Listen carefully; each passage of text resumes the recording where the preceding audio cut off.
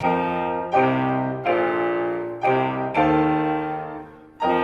historia de hoy marca profundamente a los poetas del siglo XX y a los salvadoreños. Hoy vamos a hablar de Roque Dalton, no solo por su natural forma de expresión, sino porque en su trabajo revolucionario nace una pauta entre la guerrilla y la realidad poética. Así que tú no puedes seguir con tu vida sin conocer la poesía y la historia de este hombre.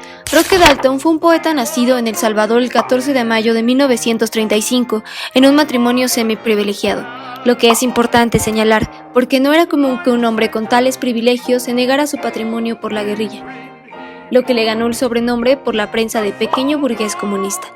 En la infancia asistió a escuelas fuertemente católicas y esta influencia lo sigue sobre todo en los inicios de su carrera, donde encontramos piezas sensibles al trato religioso y las dudas que éste genera.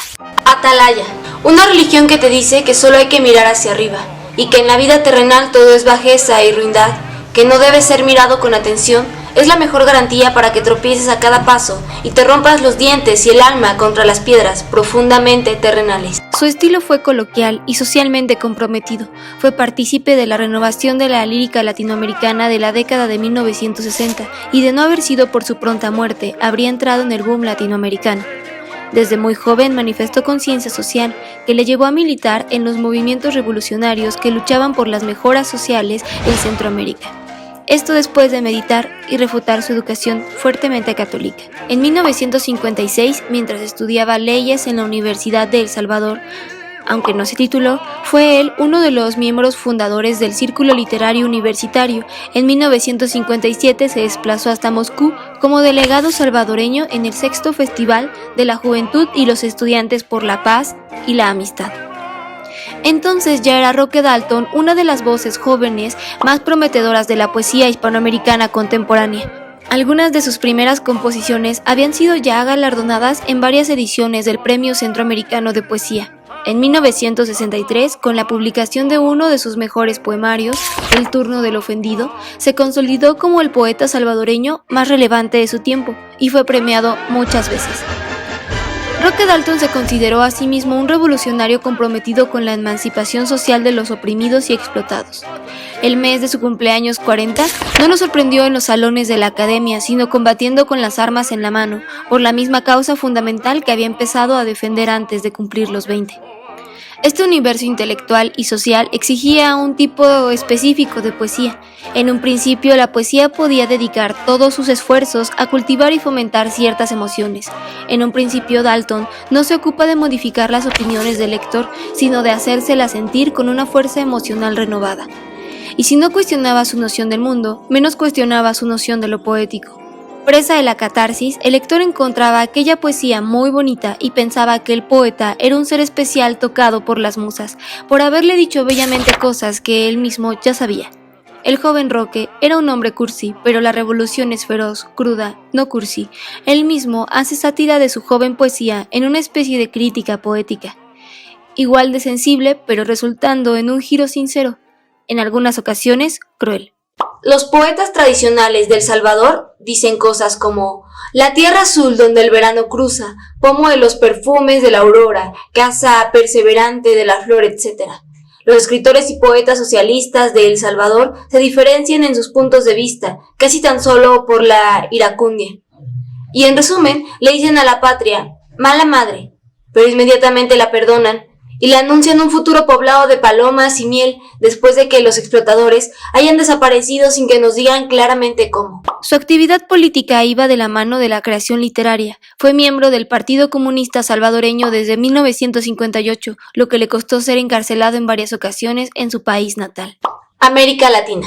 El poeta cara a cara con la luna fuma su margarita emocionante, bebe sus dosis de palabras ajenas, vuela con sus pinceles de rocío, rasca su violincito pederasta, hasta que se destroza los hocicos en el áspero muro de un cuartel.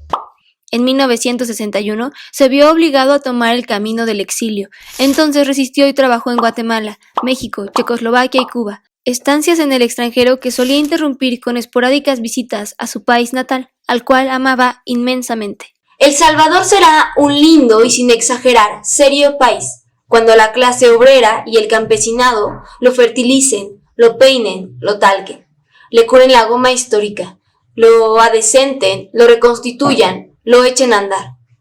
El problema es que hoy El Salvador tiene como 1000 pullas y 100.000 desniveles, que ni 1000 callos y algunas postemillas, cánceres, cáscaras, caspas, chuquedades, llagas, fracturas, tembladeras, tufos.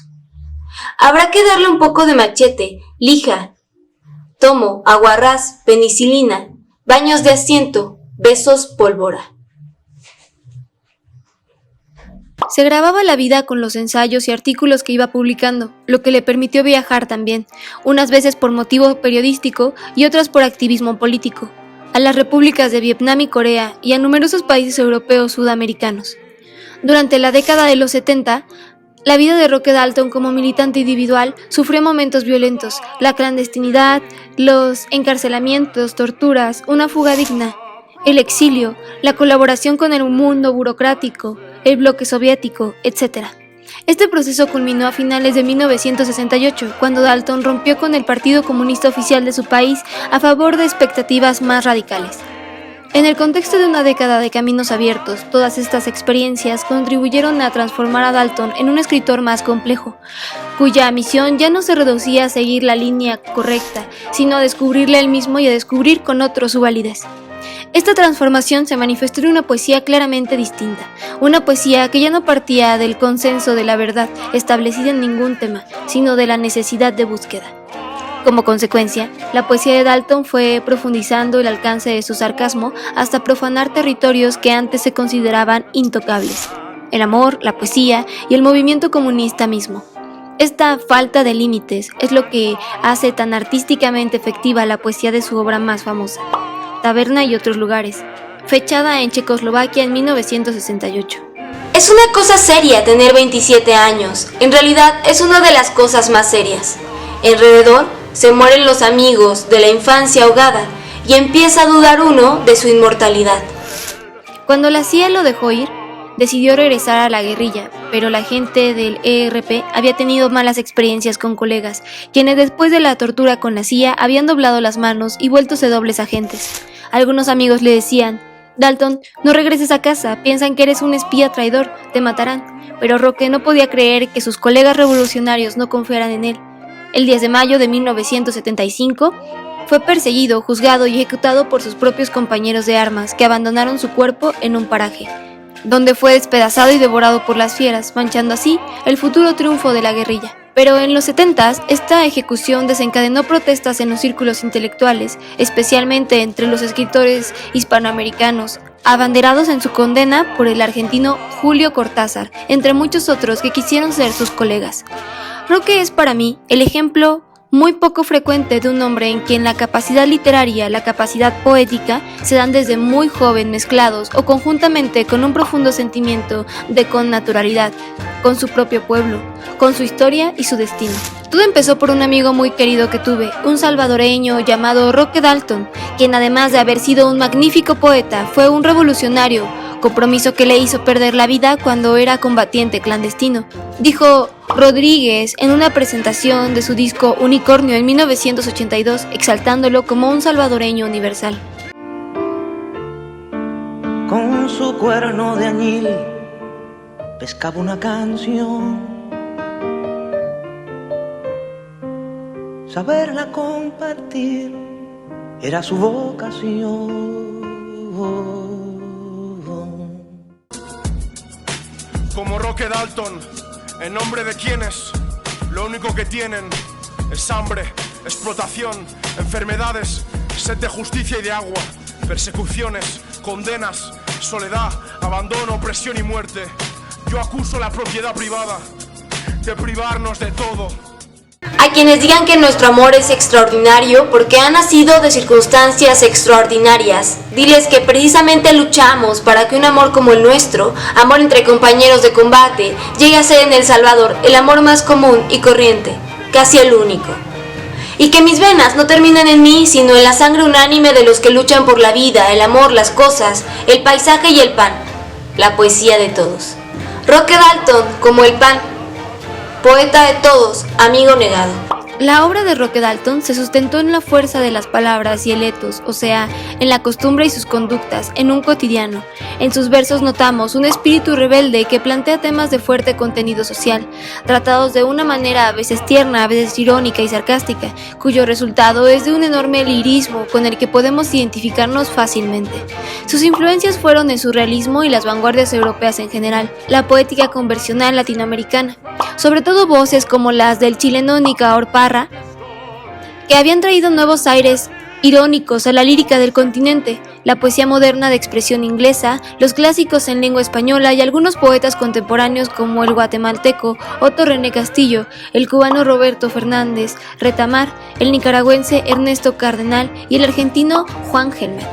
Una parte de su obra ahonda en las aproximaciones entre el relato breve y el poema en prosa, en la que alcanzó buenos resultados. Su equilibrio entre claridad poética del lenguaje, ingenio, intelecto, espiritualidad, amor por su gente y postura política confluyen en sus mejores títulos. ¿Quién podría ser poeta sino un guerrillero? Es que pensar en Roque Dalton es pensar en pasión hasta el último resultado, hasta la muerte. Cualquiera que viva sus creencias con fanático y loco amor ha pensado en qué pasaría si muriera por ellas. Yo sería un gran muerto. Mis vicios entonces lucirían como joyas antiguas con esos deliciosos colores de veneno. Habría flores de todos los aromas en mi tumba e imitarían los adolescentes mis gestos de júbilo, mis ocultas palabras de congoja. Tal vez alguien dirá que fui leal y fui bueno, pero solamente tú recordarás mi manera de mirar a los ojos. Que lo mate, dice. Me gustaría decir que Roque no murió, que vive fiel en su poesía, y que si murió, lo hizo como vivió, entregado a su gente, y que renace en cada nueva generación que lo descubre. Es sorprendente cómo puedes ser perseguido por tu propia gente. No importa la lucha, un rumor y la suficiente desconfianza liberan guerras inmerecidas. Y es que todas las guerras, aun las personales, representan una especie de cero, de pérdida de todas las verdades y evidencias adquiridas. Porque en las guerras, las convicciones se van perdiendo una a una, destruyendo la palabra, más la que está viva. Por mi parte me atrevo a decir que él ha sido inspiración para mi poesía. Seguramente es y será influencia en mis trabajos y cotidiano. Incluyo el presente título. Entre él y yo existe más que la afinidad del cumpleaños. Lo que ya me parece mágico. Su prosa poética casi crónica y sus versos cortos son un recurso que seguramente habríamos intercambiado con gusto. Roque es quien es por su poder de síntesis, porque mantiene vivo el sentimiento y aún hoy seguro señala algo de ti como latinoamericano y soñador. Quiero incluir una frase de Eduardo Galeano porque creo que de haber esperanza la hay, ya sea en la vida o en la muerte. Ventana sobre la utopía. Ella está en el horizonte. Yo me acerco 2 pasos y ella se aleja 2 pasos. Camino 10 pasos y el horizonte se corre 10 pasos más allá. Por mucho que yo camine, nunca la alcanzaré. ¿Para qué sirve la utopía? Para eso sirve, para caminar. Nosotros estamos trabajando un grupo importante de poetas latinoamericanos en otra dirección.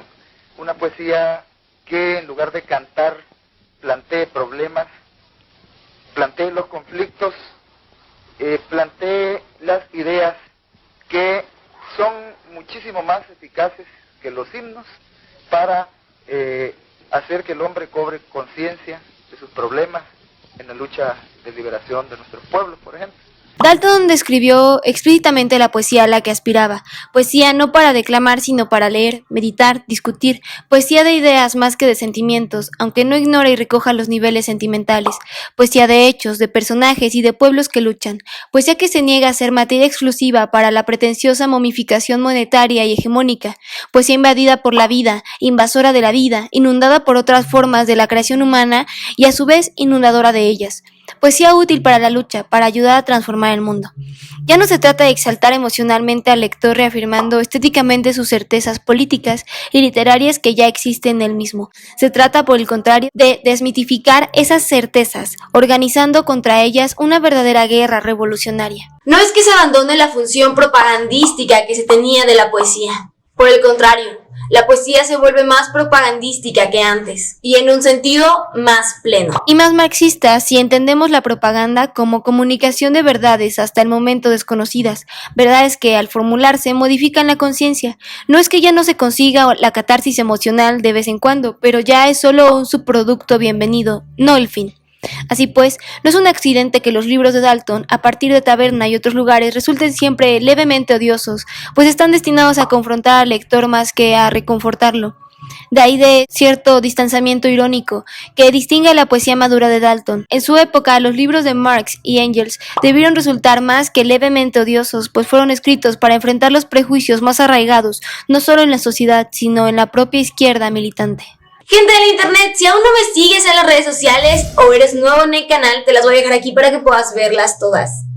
Recuerda que ocupo Instagram y TikTok como Diario de Artista. Así que si no me sigues en mis redes sociales, te estarás perdiendo de una gran parte de la experiencia. Este ha sido el video de este mes. Espero les haya encantado tanto como a mí hacerlo. De ser así, por favor, déjame un comentario con la frase secreta del video, que es "roque como el pan", seguido de tu comentario. Así sabré que viste el video completo. Dale like, suscríbete, píquenle a la campanita, porque así le decimos a YouTube que mi contenido es relevante, importa y, pues no sé, compártelo con tus amigos. Quiero invitarte al concurso que posiblemente se llevará a cabo el 28 de agosto. Me puedes mandar un mensaje por Instagram para resolver todas tus dudas y todo lo que se tiene que hacer para que realmente se lleve a cabo este concurso. Así que ahí te espero. Y te pido que por favor te unas a Patreon, porque así me ayudas a seguir creando contenido tan interesante como este. Gracias a Cotorran por permanecer en Patreon. Eres el mejor. Te mando un abrazo. Y por último, mándale este material a tus amigos poetas, historiadores, artistas y amantes de la literatura. Me ayudas muchísimo haciendo eso. Yo soy Atsimba Quetzali y esto fue un nuevo video. ¡Back!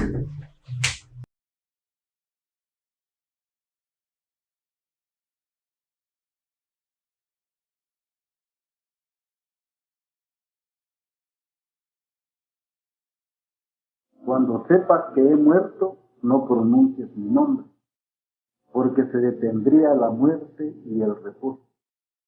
Tu voz, que es la campana de los 5 sentidos, sería el tenue faro buscado por mi niebla.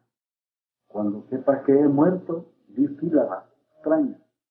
Pronuncia flor, abeja, lágrima, pan, tormenta. No dejes que tus labios hallen mis 11 letras. Tengo sueño, he amado, he ganado en silencio.